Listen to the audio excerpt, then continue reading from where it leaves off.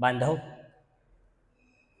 पुण्याचा कोरेगाव पार्कमध्ये एक स्तंभ लावलाय आणि त्या स्तंभावर लिहिलंय की हा माणूस कधी जन्माला आलाच नाही.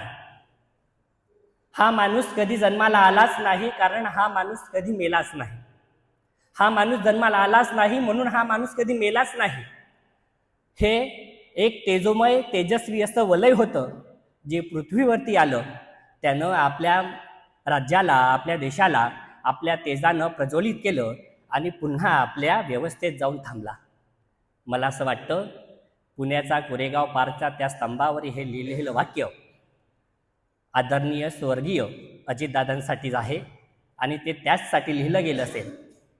आदरणीय दादांना मी भावपूर्ण श्रद्धांजली व्यक्त करतो. मला या श्रद्धांजलीचा शोकसभेत सांगताना हे आवर्जून सांगावंसं वाटतंय की यशवंतराव चव्हाण शाळेतला शेवटचा विद्यार्थी जर कुणी असेल तर ते आदरणीय अजितदादा. यापुढे यशवंतराव चव्हाणांची जी मालिका विचारांची पुढे नेण्यासाठी दादा कटिबद्ध होते, ती मालिका आज खंडित झाली आणि फक्त तुम्ही आम्ही पोरके झालो नाही तर अखंड आणि संपूर्ण महाराष्ट्र पोरका झाला.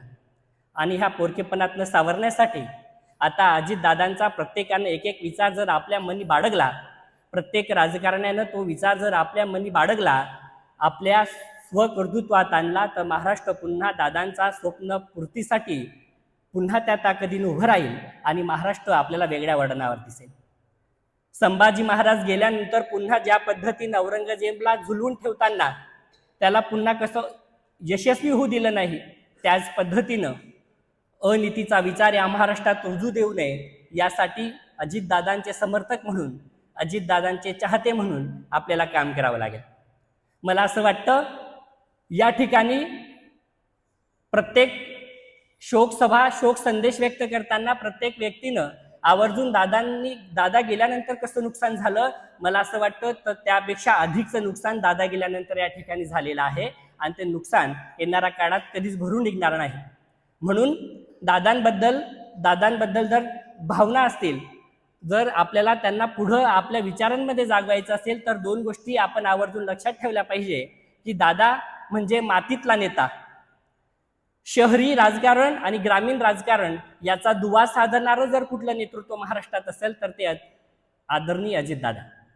आणि तेच शहराचीही जाण असणारा नेता आणि ग्रामीण भागाची देखील जाण असणारा नेता अशी अजितदादांची ओळख. दिलेला शब्द पाडणारा नेता म्हणजे अजितदादा. आजच्या राजकारण्यांकडे जर आपण एखादा शब्द टाकला तर तो पूर्ण होईल का नाही होईल ही त्यांचे समर्थकांना सुद्धा विश्वास नसतो. परंतु दादांनी दिलेला शब्द हा काळ्या दगडावरची रेघ होती. म्हणून कुठल्याही पक्षातील नेता किंवा कार्यकर्ता दादांकडे गेला तर ते काम पूर्ण व्हायचं.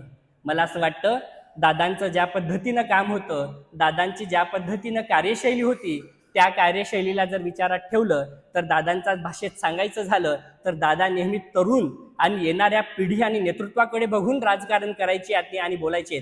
त्या शब्दात दादांना जाता जाता इतकंच म्हणेल की हे दिले प्रत्येक वस्तीला आम्ही आकाश सोनेरी, जेते जातो तेथे हाका उशेचा वाटतो आम्ही, जरी कडे ना या वर्तमानाला आमची भाषा, तरी विजा घेऊन येणाऱ्या पिढ्यांची बोलतो आम्ही, विजा घेऊन येणाऱ्या पिढ्यांची बोलतो आम्ही. असंच विजा घेऊन येणाऱ्या पिढ्यांचं राजकारण करणाऱ्या सर्व तरुणांना अजितदादांचा आदर्श हे एक माइलस्टोन म्हणून उदाहरण असेल आणि अजितदादांचा विचारांवर, त्यांच्या कृतीवर आणि त्यांचा एकंदरीतच विश्वासावर येणाऱ्या काळातलं राजकारण उभं राहील याबद्दल माझ्या मनात तरी शंका नाही. दादांना भावपूर्ण श्रद्धांजली. ओम शांती शांती.